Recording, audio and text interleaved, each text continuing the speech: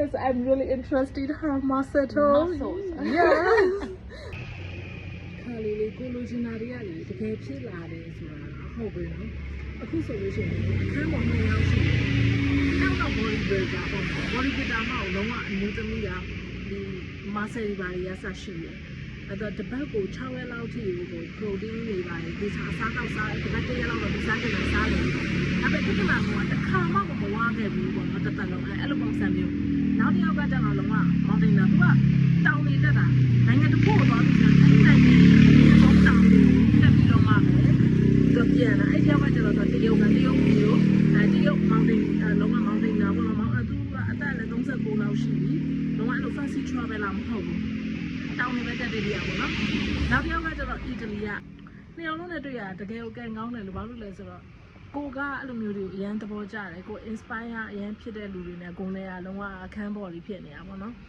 သူတို့ကလည်းကိုကိုပြောတယ်ဘာအားကြလဲဆိုတော့နေ့လိုမျိုးတဲ့အဲ့လိုမျိုးလားတွေရက်တွေရှည်ကြီးပဲခီးသွားချင်တာပေါ့နော်သူတို့အခုလိုမျိုး holiday ပဲမဟုတ်ဘဲပေါ့နော်အဲ့လိုမျိုးလားနှစ်ကနန်းလောက်တာသွားမယ်တစ်နှစ်လောက်တာသွားရမယ်ဆိုရင်လည်းသူတို့အရန်ကျဉ်နဲ့သွားပြီပေါ့နော်သူတို့အဲ့လိုမျိုးသွားချင်နေတာသူတို့ရဲ့ dream ပေါ့အဲ့လိုမျိုးပြောတယ်ပေါ့နော်အဲ့တွေ့တော့အချင်းချင်းပဲ topic တွေအများကြီး share လုပ်ကြတယ်အများကြီးပဲထိုင်ကြတယ်ဒါပေမဲ့သူတို့က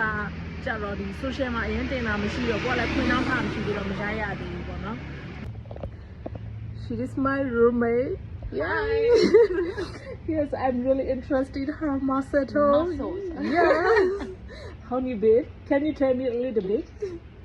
Of how I train, I do it mostly because I like it actually. Yes. Don't know what to say. What kind of food you eat every day?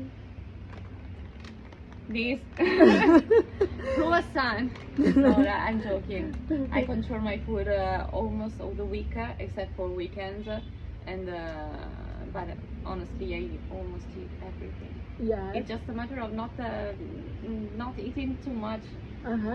That everything is okay. Yeah. Yes, since 2019, so it's almost 7 years. Almost 7 years. Yes. I want to be like you.